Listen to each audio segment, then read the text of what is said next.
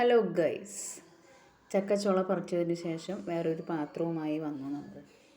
എന്നിട്ട് ചക്ക വൃത്തിയാക്കാനായിട്ട് തുടങ്ങി. അതിലെ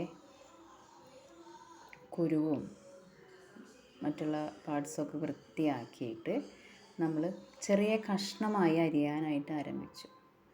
കൈ മുറിയും, ശ്രദ്ധിച്ചിട്ട് വേണം വെക്കാനായിട്ട്.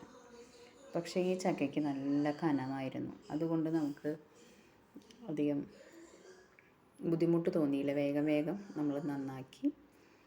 ഒപ്പം തന്നെ 4 ചക്കക്കുരുവും കൂടി ഇടും നമ്മൾ. ആ ചക്കക്കുരു ഇട്ടതിന് ശേഷം കുറച്ച് വെള്ളം ഒഴിച്ച് 2-3 പ്രാവശ്യം കഴുകിയെടുക്കണം. എന്തിനാണെന്ന് വെച്ച് കഴിഞ്ഞാൽ നമ്മളിങ്ങനെ എപ്പോഴും ആ ചക്കയിൽ നമ്മുടെ കൈ വരുമ്പോൾ ഒരു വഴുവഴുപ്പുണ്ടാവും. അത് മാറ്റാൻ വേണ്ടിയാണ് 2-3 പ്രാവശ്യം നല്ല വെള്ളത്തിൽ കഴുകി ഒരു 5-8 ചക്കക്കുരും കൂടി ഇട്ട് നമ്മൾ കുക്കറിലിട്ട് വേവിക്കാനായി. ചക്കയിൽ വെള്ളമുണ്ടെങ്കിലും നമുക്ക് വെള്ളം ഒഴിച്ച് വേവിക്കാം കേട്ടോ, അല്ലെങ്കിൽ ചിലപ്പോൾ അടി പിടിക്കും. അങ്ങനെ വെന്ത് വന്ന ചക്കയുടെ നിറമാണത്.